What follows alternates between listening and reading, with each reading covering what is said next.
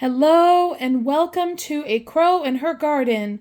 And it is seed starting time, and now I'm going to be talking about which peppers I am planning to grow in my garden this year. I've got mostly, all of these are peppers that I have grown before, and I'm definitely going to be growing more of some and less of others based on how well everything did last year in my garden. So I'm just going to go through all of these and then I'll show you how I plant them. So the first pepper I'm going to talk about is the banana pepper. I only had maybe 2 or 3 plants of this last year, and I really wished I had more. They were so good, and my son especially loved them so much that I would pick them and he would eat them almost immediately. And they're just really sweet and crunchy. They are great to eat fresh, raw. They're great in salads. And I also ended up pickling some of them, which those were very good also. The next pepper I'm growing is the Ashe County Pimento. These are absolutely delicious. They are prolific. I think maybe 3 or 4 of these last year. And honestly, they outdid my bell peppers as far as quantity of how many peppers they produced. These are not only for making pimento cheese, although they do make great pimento cheese. You can use these in place of any bell pepper. So fajitas, stir fry, you can grill them. I've stuffed them, and they're just extremely versatile and very delicious. Next, I'm going to grow Craig's Grande jalapeno. I only had three plants of this, and they were extremely prolific also. They did great, and they make wonderful cowboy candy, wonderful pickled jalapenos, and also great for eating fresh if you like jalapenos.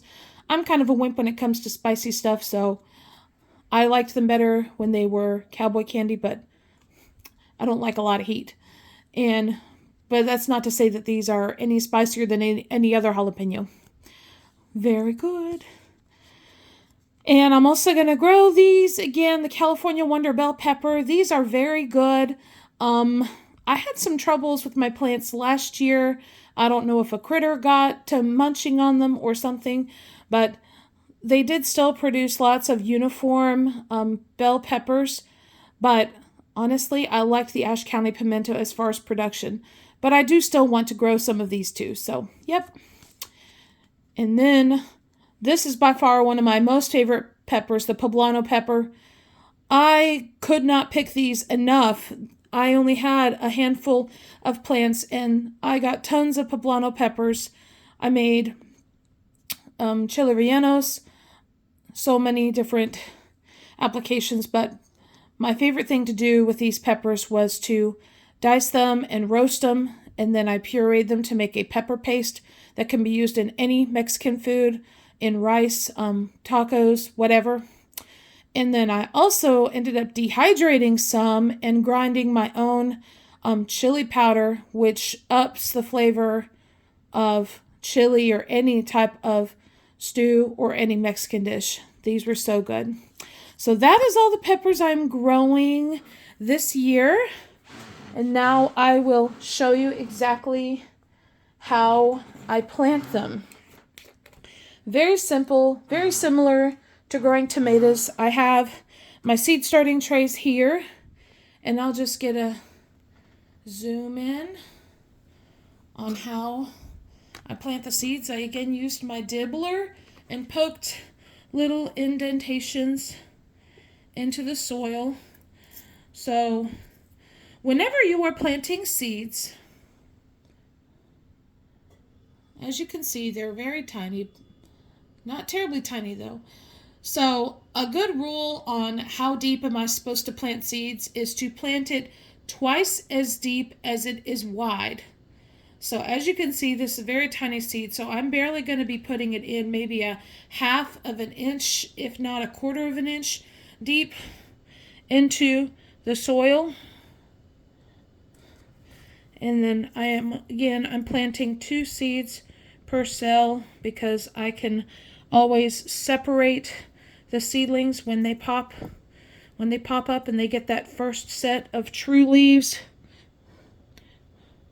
So I'm just gonna put a few of these, drop them in the little holes that I made.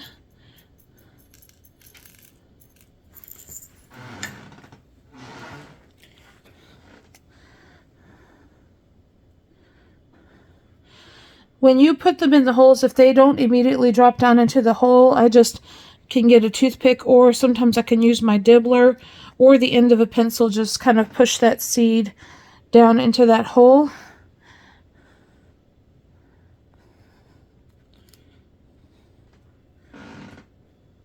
Whoop.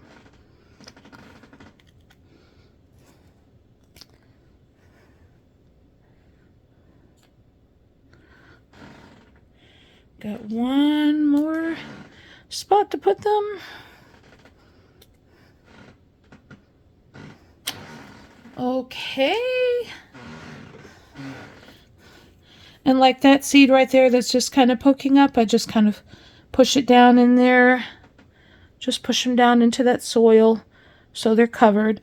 And then I just go right back over with my finger, just pushing everything down so the seeds are covered and have good contact with the soil.